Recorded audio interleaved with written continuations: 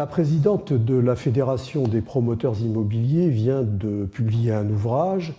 Elle vient de donner également une série d'interviews qui sont hostiles à l'égard du mouvement HLM. Son intervention est préoccupante parce qu'elle est de nature à créer du désordre dans des relations sur le terrain entre des acteurs, les promoteurs, les organismes d'HLM, qui sont des acteurs qui s'entendent et qui collaborent. Elle prend également des positions extrêmement partisanes, extrêmement tranchées, qui sont des positions qui sont exactement le contraire des positions de progrès, quand elle affirme par exemple que le DALO ou la loi SRU sont des contraintes ou des corsets qui ont été posés par l'État. Tout cela, je l'ai dit, nous inquiète, mais tout cela nous étonne aussi.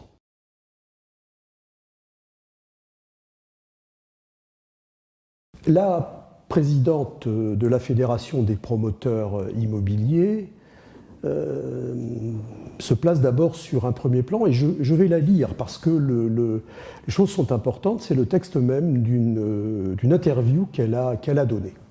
Le modèle HLM, dit-elle, est appelé à se réinventer parce que la contrainte des finances publiques est devenue trop forte, parce que le modèle généraliste qui ouvre les HLM à 80% de la population n'est plus compatible avec des listes d'attente qui s'allongent, et parce que la dispersion de plus de 700 organismes d'HLM sur le terrain est inefficiente. Je l'ai cité. Mais quand on parle de la politique du logement appliquée aux HLM, il faut parler de la politique du logement en général et comparer la part de la politique du logement consacrée aux HLM et celle qui est consacrée à la partie privée de la politique du logement. Alors, faisons cette comparaison.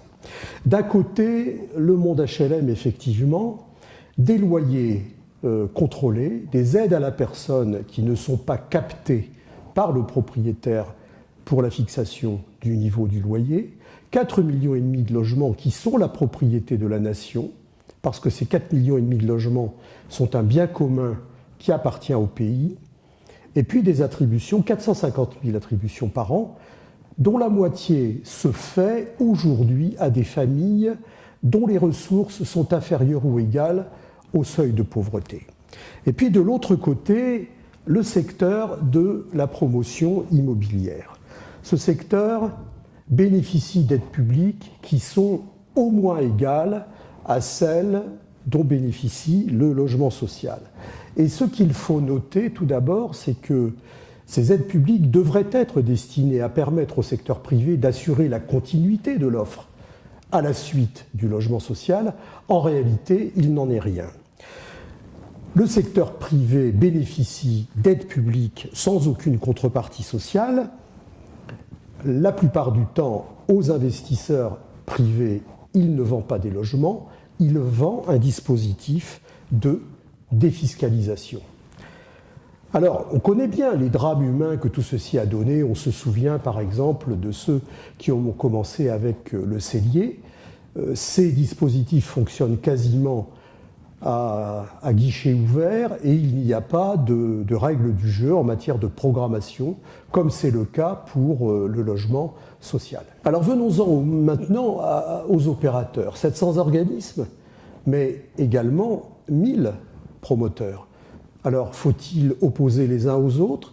La plupart de ces acteurs ont une réalité économique sur le terrain, donc ne condamnons pas le monde HLM qui n'a pas une quantité d'opérateurs disproportionnée par rapport à la réalité des territoires. Je voudrais insister sur des aspects juridiques qu'un certain nombre d'opérateurs, d'acteurs, de spécialistes du domaine du logement commencent à évoquer, s'agissant du dispositif Pinel ou s'agissant des dispositifs qui les a précédés. Il n'est pas exclu que d'un point de vue juridique, du point de vue européen, le dispositif Pinel soit en fait une aide d'État illégale, au motif qu'elle n'a jamais été notifiée.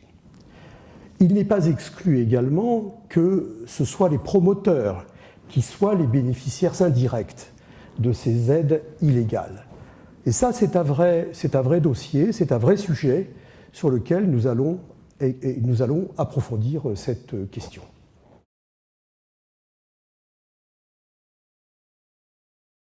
J'en viens maintenant au deuxième angle d'attaque de la présidente, et là aussi je lis son interview. La maîtrise d'ouvrage HLM, dit-elle, est lourde, complexe, en perte de vitesse, là où il faut construire vite, beaucoup et bon marché.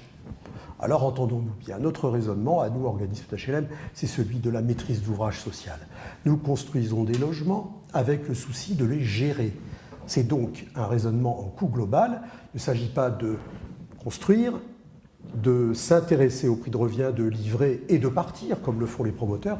Il s'agit de gérer dans la durée et donc d'ajouter au prix de revient de l'opération le coût de son exploitation sur 50 ans. Et c'est la raison pour laquelle ce métier doit être consolidé, développé et qu'il doit reprendre des parts sur la VEFA. D'autant que cette VEFA s'exerce dans des conditions qui sont déséquilibrées entre les acteurs. Du côté des organismes d'HLM, des contraintes, la loi MOP, le code des marchés, les concours d'architecture, qui prennent du temps, de l'autre, et qui sont coûteux, de l'autre, le promoteur qui fait ce qu'il veut. Eh bien, cette situation doit cesser. Nous disons qu'il faut aligner, s'agissant d'un produit administré, les conditions d'activité des acteurs. Et puis, il y a l'insécurité juridique. Un bon nombre, probablement, d'opérations en VEFA se font en total détournement du Code des marchés publics. Alors, la réaction, la reconquête, nous allons la construire à l'intérieur du mouvement HLM. Il y a dans le mouvement HLM différentes familles, les ESH, les offices publics, les coopératives, le réseau Procivis au sein du SAP. Ces acteurs peuvent coopérer entre eux, y compris dans le champ de la VEFA. Donc nous pensons qu'au sein du mouvement HLM, nous pouvons appeler aux collaborations des organismes entre eux. C'est ce qui va structurer le plan d'action que nous déployons.